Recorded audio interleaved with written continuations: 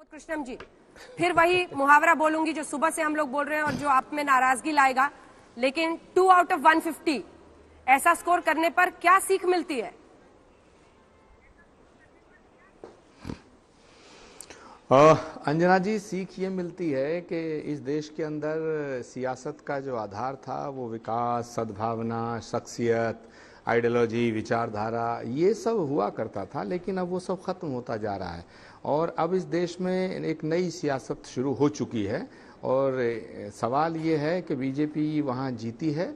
मैं संबित पात्रा जी को बधाई देना चाहता हूँ और ये जो बीजेपी की जीत है ये किसी उसूलों पर नहीं है, ये सिर्फ हिंदुत्व के नाम पर है और हिंदुत्व के नाम पर जीत होना दक्षिण भारत में ये दर्शाता है कि दक्षिण भारत में अगली राजनीति हिंदुत्व के इर्द गिर्द घूमेगी। और अब वो इतना हिंदुत्व से अरे मेरी बात पूरी तो होने दो भाई, ये क्या है अंजना जी? ठीक है, पूरा करने दीजिए उनको, फिर जवाब दीजिएगा। मेरी बात तो पूरी होने दो। हाँ, बीच में फ्लो जो है गड़बड़ा जाता। संगीत रागी जी, मैं तो आप ही की बात कर रहा हूँ, आपको खुशी होनी चाहिए।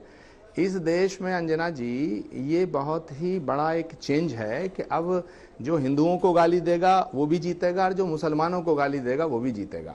और जो बीच के लोग हैं वो नीति, नियम, निर्धारण, सेकुलरिज्म इसको लिए घूमते रहेंगे, इनका कोई विचारों का सुनने वाला नहीं होगा। और ये तेलंगाना जब बना था, अगर let me finish 10 second, Congress party की आइडियोलॉजी, कांग्रेस पार्टी की मेहनत, कौन से नेता गए चुनावों में, कहां पर आपने क्या संदेश दिया, क्या समझाया लोगों को? अपने प्रचार पर भी तो जरा ध्यान दीजिएगा ना। आप बताइए ना अंजना जी कितनी ताकत, और जब ऐसे नतीजे आने लगे उसके बाद से कोई बातचीत करने को तैयार नहीं। अंजना जी प्रचार तो बिहार में बहुत तगड़ा किया था, वहां भी नहीं जीत पाए। तो मैं ये कह रहा हूँ कि तेलंगाना बनाया किसने था? कांग्रेस ने बनाया। आंध्र प्रदेश को इतनी बड़ी लड़ाई लड़ी गई थी तेलंगाना मूवमेंट की, तो तेलंगाना वालों को तो कांग्रेस का समर्थन करना चाहिए था, लेकिन कांग्रेस का समर्थन नहीं किया। आंध्र प्रदेश ने वोट इसलिए नहीं किया कि आंध्र प्रदेश को डिवाइड कर दिया, और तेलंगाना वालों ने वोट क्यों नहीं किया ये भगवान जाने, लेकिन रिजल्ट तो साफ है। जनता का जो मैंडेट है वो तो सिर आंखों पर रखना पड़ेगा। तो मुझे ऐसा लगता है कि अब इस देश की राजनीति में ये अध्याय शुरू हो चुका है।